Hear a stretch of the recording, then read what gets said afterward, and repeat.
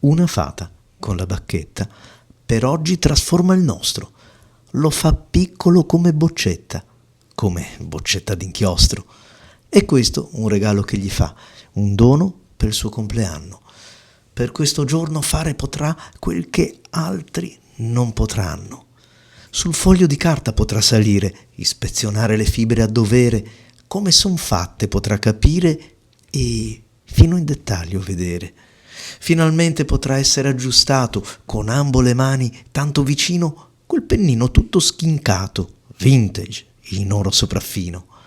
Poi c'è il caso di quella pompetta che deve essersi intasata e Marco Chiari, senza fretta, potrà averla ben riparata. E poi passa a quell'orologio e alla chitarra, al trasduttore, facendo lavori degni d'elogio, con precisione e con amore. E infine è ora dello scherzetto. Stefania siede al lato del piano, lui s'avvicina assai circospetto e fa risuonare un motivo balzano. Ah, memorabile questa giornata, davvero uno spasso senza pari. Quella fattina si è ringraziata e tanti auguri a Marco Chiari.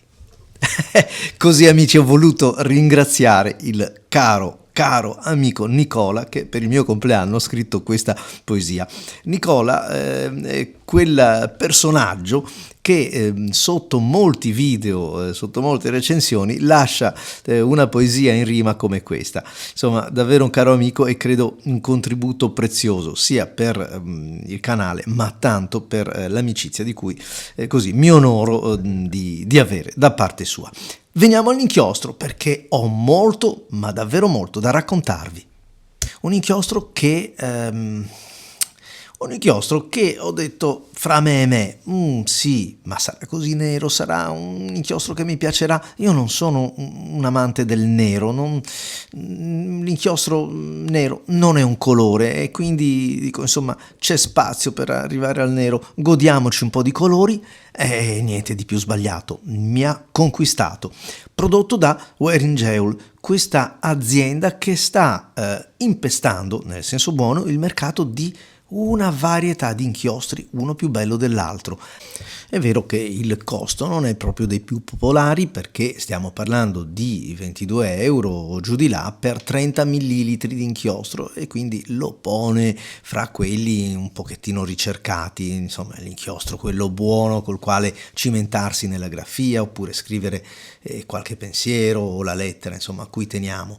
Però la qualità c'è, quindi in questo caso mi sento di dire, avendone provati ormai una decina, che sì, il costo vale comunque la spesa, perché gli inchiostri sono tanti, sono vari, ma soprattutto sono delle belle tinte, talvolta inusuali, qualcuna un pochettino, diciamo, tirata per le orecchie, perché ne ho anche provato qualcuno che non ricomprerei, vi dico la verità, dal punto di vista cromatico, però funzionano bene dal punto di vista della formulazione, sono fenomenali, tanto è vero che questo Faust in particolare, potete notare anche il tensioattivo che c'è, quindi che aiuta molto la lubrificazione del pennino, è diventato l'inchiostro in pianta stabile della mia Pilot 911 Heritage col pennino stab o sutab, che vogliamo dire.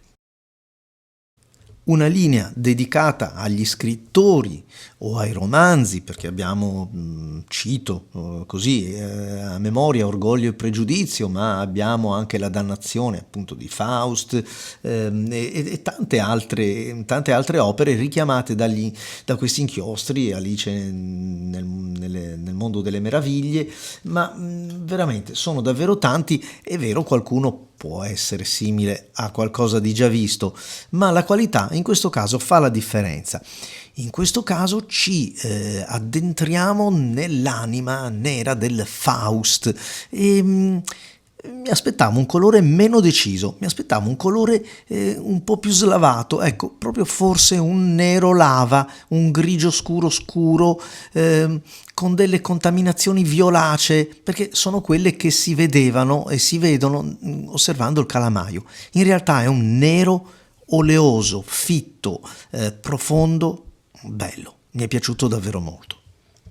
Poter contare su un inchiostro che mette a proprio agio il pennino e quindi la mano dello scrittore è davvero una gran cosa, e non a caso è diventato l'inchiostro d'elezione per il pennino SU della Pilot, perché il pennino Stab della 912 è un pennino molto particolare, non è un pennino immediato, è un incrocio fra uno Stab come deve essere, ve l'ho già presentato, nel caso insomma andate a raccogliere qualche informazione nel video dedicato.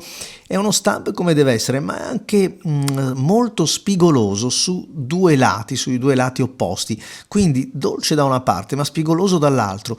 Serve quindi un inchiostro che lo faccia scorrere, che possa bagnare adeguatamente il pennino e quindi asserva la richiesta che ha il flusso di un pennino così largo, ma dall'altra parte deve anche proteggere adeguatamente, quindi far scorrere le parti più spigolose, che sono quelle che in fondo poi regalano la variazione del tratto che a me tanto è cara e tanto mi piace di questo pennino.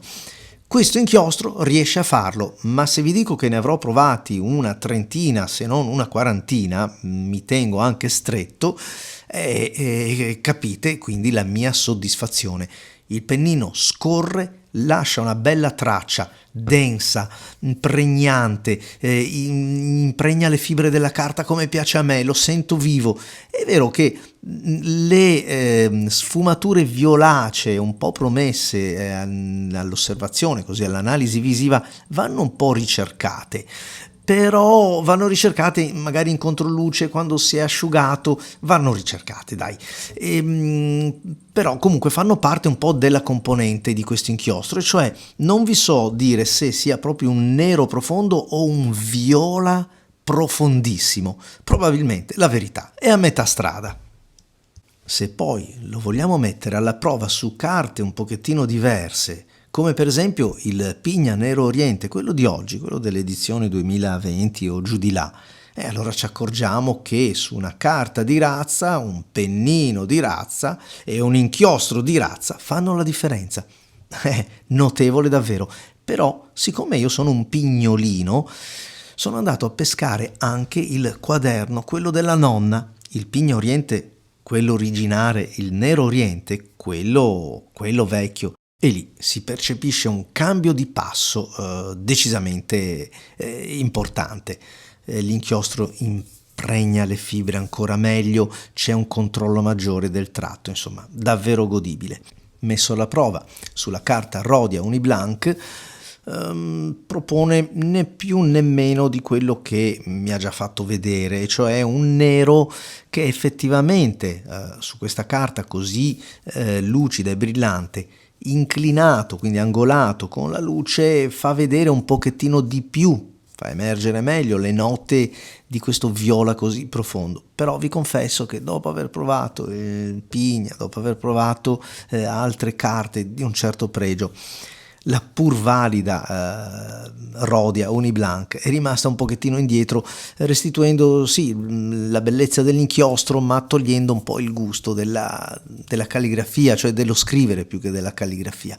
E allora, insomma, in conclusione, è un inchiostro che a me è piaciuto davvero tanto. Non serve ripeterlo, lo avete capito. Vi lascio a qualche immagine per chi volesse completare un po' la sua analisi dell'inchiostro. E ringrazio Nicola ovviamente sia per questo gradito regalo che per l'amicizia e i tanti suggerimenti che da lui arrivano e che poi diventano anche video per il canale. Ciao amici e alla prossima!